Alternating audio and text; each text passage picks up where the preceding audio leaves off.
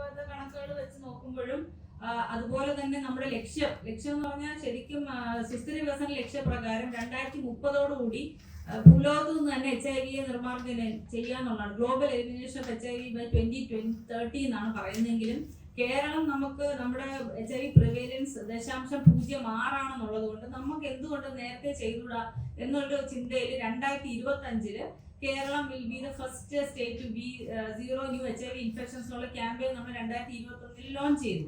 ആ ക്യാമ്പയിന്റെ പേരാണ് ഒന്നായി പൂജ്യത്തിലേക്ക് എന്ന് പറയുന്നത്. അതിന് വേണ്ടിയിട്ട് നമ്മൾ മെയിൻ സ്ട്രീമിംഗ് ഓരോ വകുപ്പുകളിൽ പോയിട്ടുള്ള സെഷൻസ് ഓരോ ഒരു 10-16 ലൈൻ ഡിപ്പാർട്ട്മെന്റ്സുമായിട്ട് ചേർന്ന് ആക്ടിവിറ്റീസ് ചെയ്യുന്നുണ്ട്. ഇതൊക്കെ നമ്മൾ ചെയ്യുന്നുണ്ട്. പക്ഷെ പബ്ലിക്കിലേക്ക് എത്തണമെങ്കിൽ ഇതൊന്ന് വിസിബിൾ ആവണം. ഇതിനെ കുറിച്ചുള്ള ഒരു ചിന്തകൾ, അതായത് ഇതിപ്പോ എന്തോ ഒരു പ്രശ്നമാണ്. ചിലർ വിചാരിക്കുന്ന HIV ഇവിടുന്ന് ഇല്ല പോയി എന്നാണ്. പക്ഷെ അങ്ങനല്ല. ഇപ്പൊ പോലും ഒരു വർഷം 1200 പേര് പുതുതായിട്ട് HIV അണുബാധിതരാവുന്നുണ്ട്. അതിലെ കണക്കുകൾ കാണിക്കുന്നതെന്ന് പറഞ്ഞാൽ കൂടുതലും ആവുന്നത് യങ്സ്റ്റേഴ്സ് ആണ്. ഒരു 19 തൊട്ട് ഒരു 23 ഇയേഴ്സ് ഓഫ് ഏജിലാണ് ഇപ്പൊ നമ്മൾ പുതിയതായിട്ട് HIV ആണ്. അപ്പൊ ഞങ്ങൾക്ക് ഒരു പാനിക് അടിക്കുന്നുണ്ട്. കാര്യം നമ്മൾ ഇത്രയും ചെറുപ്പക്കാരിൽ ഇത് വരുന്നുണ്ടല്ലോ എന്നുള്ളൊരു ടെൻഷൻ ഉണ്ട്.